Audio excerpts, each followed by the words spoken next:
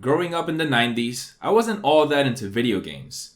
The thought of controlling a small man in my TV in a world where everything and everyone is trying to kill me scared the crap out of me. Instead, I was more about playing with action figures, riding my bike, and watching cartoons. Specifically cartoons based on my favorite superheroes, like Superman, Batman, and especially Spider-Man. I spent countless days creating my own adventures with these characters through action figures and drawings, while I sat next to my dad who played all kinds of video games. Resident Evil, Metal Gear Solid, Siphon Filter. These games looked impressive, but I was content by just watching. However, everything changed one day when my dad came home after work with a video game simply called Spider-Man.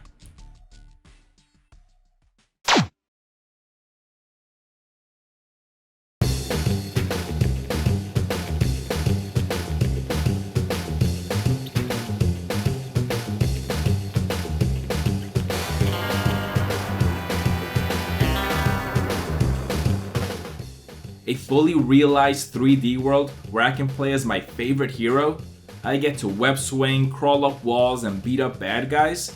Suddenly, all my fears about playing video games dissipated, and I was ready to go on an adventure full of, well, Stan Lee said it best. Non-stop web-slinging, wall-crawling action.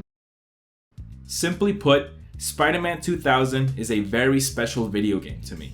It made me fall in love with video games as a whole, changing the course of my life forever. I owe a lot to Neversoft for this timeless classic that never fails to fill me with joy. And what better way to thank them than by celebrating this game's 20th anniversary with a big collaboration between comic book video game content creators. And this is all curated by the one and only Super Swim Team 7. Who already has a couple of awesome videos about Spider-Man 2000 on his channel. But I know there's a whole Spider-Verse out there full of people who share the same love for this game as I do. So please, make a video sharing your thoughts about Spider-Man 2000 and send the link to that video to Super Swim Team 7's Twitter so you can add it to the playlist. But for now, let's talk about a day in the life of Spider-Man. When bringing a superhero to the video game medium, a lot of times it's treated as sort of a fresh start for the character, with developers taking the basis of the character, what's more widely known about him or her, and building on that foundation with their own approach. Or at the least, they will take some time to recount the superhero's origin. And while Spider-Man has had plenty of video games before this one, this is 3D, baby! We're getting serious! These guys are serious. Regardless, Neversoft doesn't waste any time gunning down poor Uncle Ben. Instead, you're dropped into a random day in the life of the old web-slinger. I like to describe playing this game as if you stuck your hand into a pile of Spider-Man comics and picked up one of his many adventures and jumped in with no questions asked. Or as if you tuned into a Spider-Man cartoon in the middle of its 4th season. Spider-Man has established relationships with his friends and foes. For example, he's married to Mary Jane Watson. Mary Jane Parker. This might just be me, but I feel like the casual fan usually recognizes MJ as Peter's girlfriend, or more generally, his love interest. A casual Spider-Man fan may not be aware that Peter and MJ have been married in the comics for over a decade at the time of this game's release, even given the famous cover of the Amazing Spider-Man Annual number 21. With Spider-Man the Animated Series being my main source for the character, I certainly had no idea about that. The same goes for Spider-Man's Rogues Gallery. They have been around for years, and I love this, because there's no need to spend time introducing Spidey to a new foe or setting up motivations as to why some schmuck has it out for him. These guys' hatred for Spider-Man are well cemented.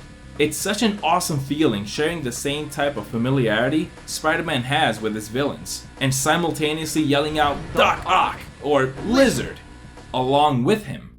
But there's one villain that outshines the rest, and that's this guy. Spider-Wars! Come out and play! Tag! Spider-Man 2000 has my favorite interpretation of Venom by far. But to correct myself, he's actually not really a villain here. Yes, he still has a rivalry with Peter, but he's much more of an anti-hero than a villain. And he is so much fun. He's depicted as more like a cocky jock or a buffoon than some menacing monster. He honestly steals the show, having some of the funniest moments in the whole game. Ooh, we know! Who? The Submariner. Submariner? Get serious, will you? The mighty Thor. Are you out of your mind? Don't answer that. Galactus. When along comes a Spider, you don't just get the privilege to interact with Spidey's immediate supporting cast. It is a package deal with the rest of the Marvel Universe. And no Spider-Man game presents this better than this one. Be prepared for cameos from the Fantastic Four, Daredevil, Punisher, and more. The simpler times, when everyone could just get along.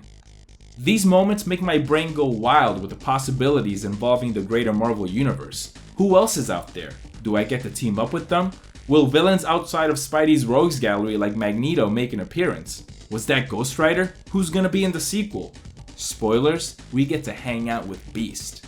This is a Spider-Man game through and through. No restrictions, no shady deals, everyone is here.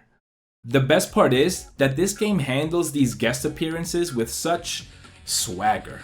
Like at the end of the game, Captain America straight up saves your ass, and they don't make a big deal out of it. There's no camera panning up slowly to reveal the red, white, and blues in a dramatic entrance. In the middle of the game, the Human Torch just shows up. Like, what's up? I'm friends with Spidey, what about it? It's not an epic reveal, nor is it a subtle Easter egg.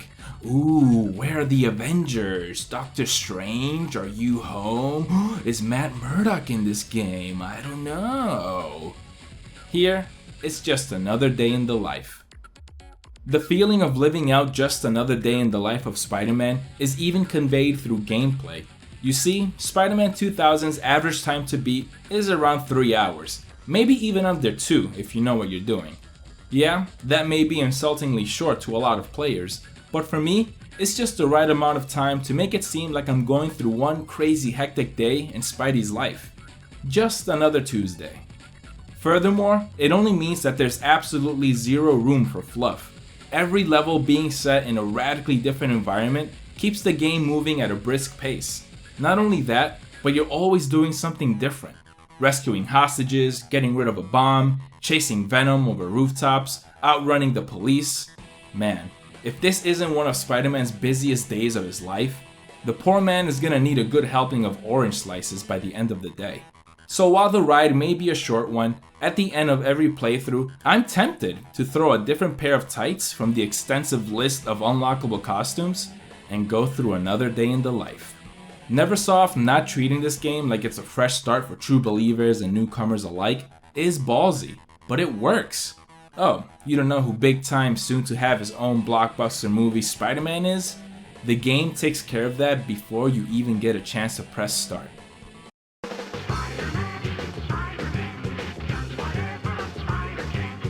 Spider-Man does whatever a spider can. Now you're caught up, so press start, we have shit to do. From the second the adventure starts, it's pedal to the metal, high octane speed and action. Imposters, bank robberies, train surfing, old foes, old friends, thrills and chills, twists and turns. No reboots, no remakes, no reimaginings. In short, Just another day in the life. Whoa! What the?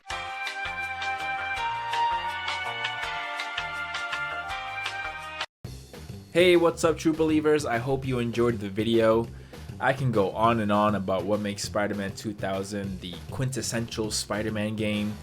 The Easter eggs, costumes, what if mode, the slapping soundtrack.